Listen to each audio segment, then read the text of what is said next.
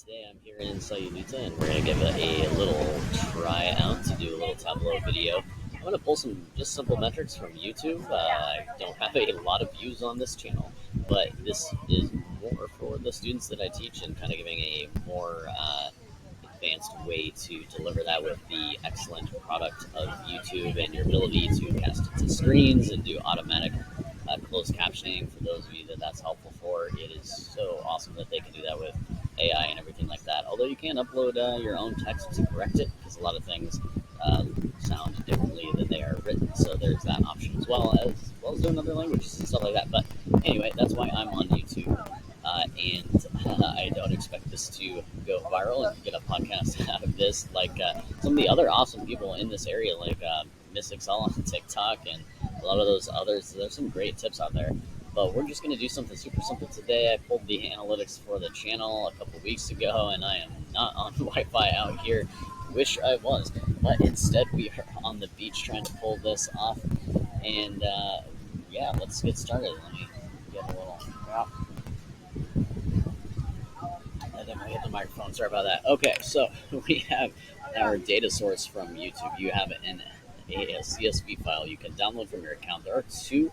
There's one that is when you're looking at all those like charts on YouTube. Those are awesome. You can analyze that, but it's great to bring in your own data so you can make the calculations that you like. You can combine it with other data and things like that. But there are a couple different CSVs that you're able to download. One of those for that data that you can bring in other places like Excel and Tableau is the chart data. So that gives us a lot of this daily views data that I want to look at. The other one seems to be a little bit more summary views. That's one thing you want to look at in almost all of the data too. It's like at what level are things aggregated and added up to, because they, instead of having tens of thousands, hundreds of thousands of rows of data, if you're only going to look at it at a weekly date, a weekly range or a monthly range or something like that, then they'll just put the monthly amount. They're not going to put every date or every minute and second for all of the data you're using. And that's kind of how that when you're looking at business intelligence and other engineering like that, there's a lot that goes into what they think people will be asking for, so that way they can deliver the data to them in the speed they want. So, for example, if you had a calculation that's calculated in Tableau for every day, for all of your data, for 5 years, that will make Tableau run really, really slow. So a lot of what they will have people do is set up these different tables that are set where that calculation has already been done. It runs in a batch process, like in the morning or late at night, and then you're able to just look at the number 3000, for example, instead of it calculating what got that to be 3000. So summing up all those individual, sales of the day, individual views, likes, whatever it is. That's one thing that can happen. But at any rate, that is long story short. For the chart, they do have the daily view data here for YouTube Analytics. This is just what any creator on YouTube would be downloading.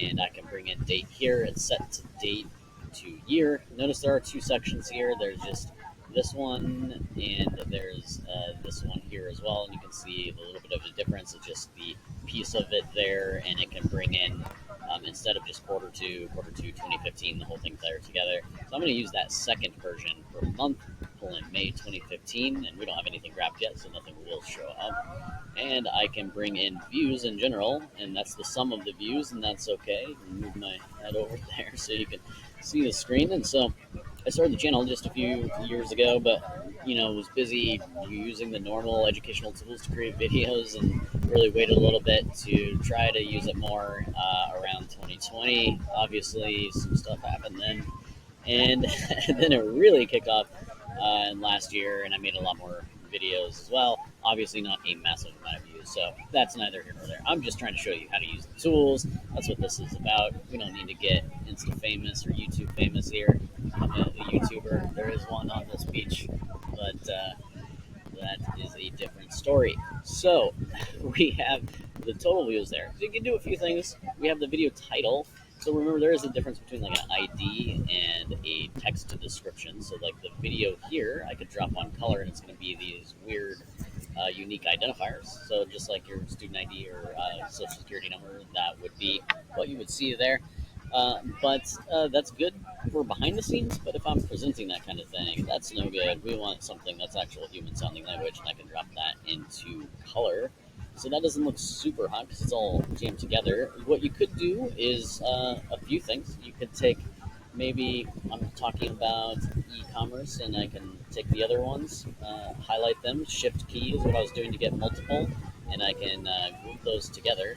And so now I'm just looking at e-commerce versus those other ones. So that's a super fast way to take something that is kind of unintelligible, um, and then make it a little more able to compare. So I can see how does that video do overall on views compared to all the rest of the views.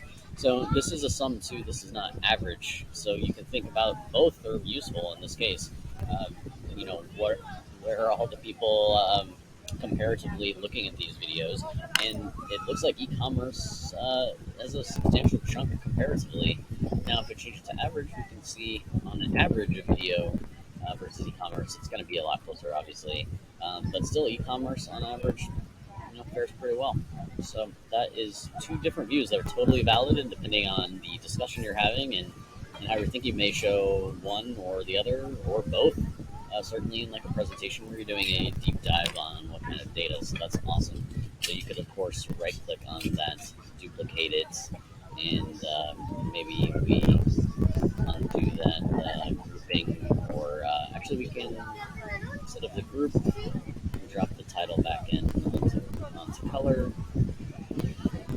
right there. Don't have my fancy mouse with me. Um, yeah, so you can try different things, group those in another group, or you can even exclude too. So, I undid the multiplication. Well, there you go. So, perfection is the enemy of good. We're only doing this in one take today. Awesome.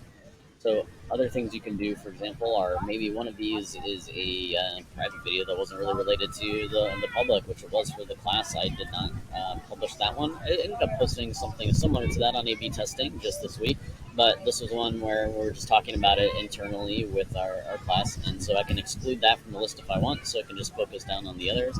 That's pretty cool. Um, we're also going to try something a little bit different that I haven't covered as much on this channel. So there's so much stuff here with axes and years, and let's get the date updated a little bit. I'm going to click the control key and drag and drop that into the filter and go to next. So control key lets you keep it where it is and also land it where it's going. And then we're going to move this range of date where it starts, since I wasn't posting a lot there. I think there's a little bit of videos, but nothing that interesting. And you can apply that range to shorten this and zoom it in. Otherwise, it's not too zoomed in on where the action is. I want to know where the action is happening. And I'm also noticing the terrible automatic colors. We want to see, maybe it's bright. I'm at the beach. Maybe go summer vibes.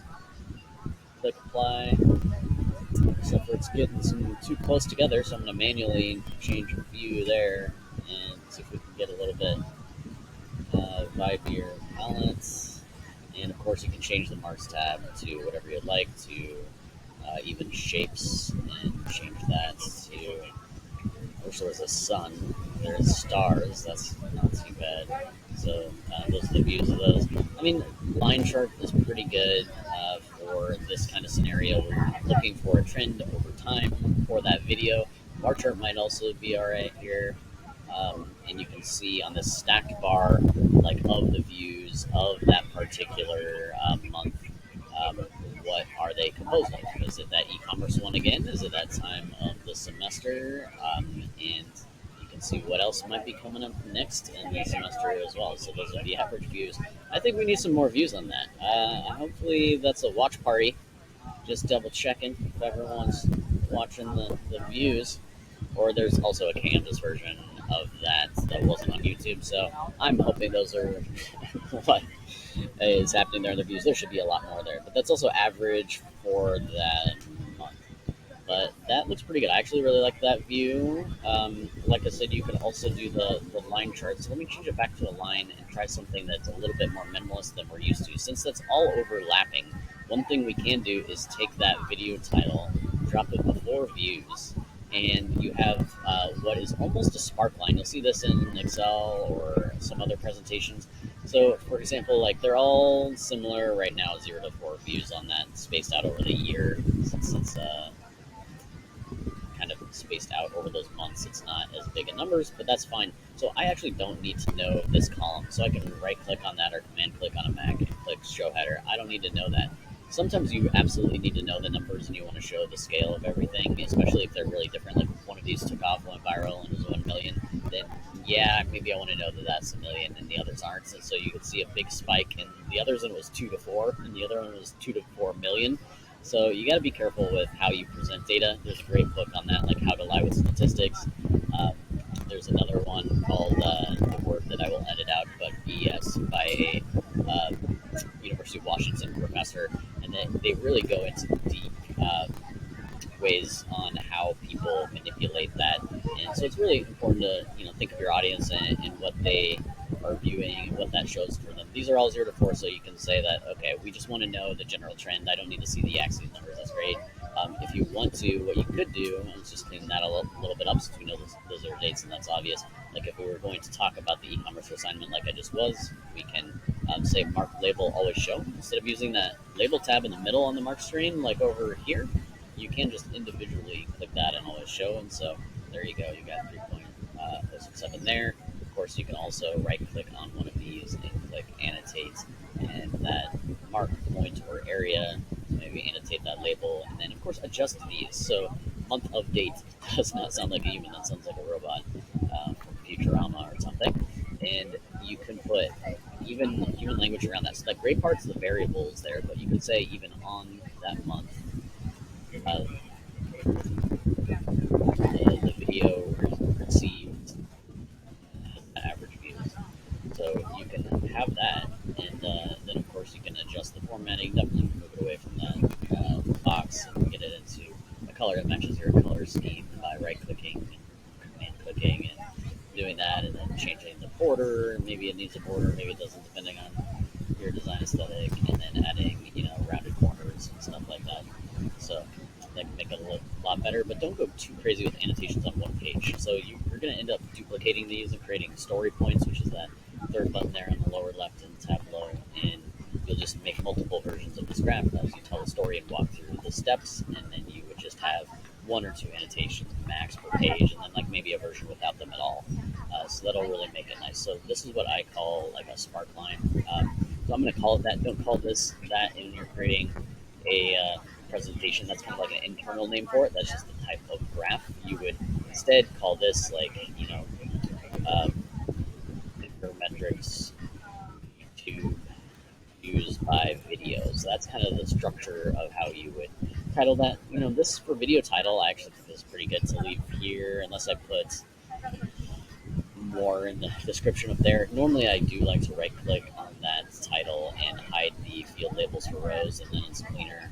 Maybe that's obvious here, and it depends on your context of what you're talking about before. So I always err on less of that redundant type of description and more of the ability to have a cleaner graph there than having a bunch of text that causes your users to read more and then causes a lot of extra brain power when you don't really need that. You just want them to receive the advice you have, the insights you have, the things you want them to discover in the data, and just focus on that. You need everything in their brain focused on that, not doing too much work, not making it like a little math fest, and also text headache of things. So how can you create spark lines like this that show them that very quickly looking at this, you can say, yeah, this is a similar trend for the most part. These spikes tend to be on different days or different months, and they're scattered across. And so what does that mean? That obviously means that that time of the semester, that assignment was assigned, and then the subsequent weeks the others were. So it looks like here, then influencer, then Google Trends, and then on something like that. So not a crazy insight, but that's how you connect what is in the data with what is happening in the real world, and not get too stuck in like data numbers go up, like really understanding the context of that, like in this case, the semester. So always step back and think about what it's showing.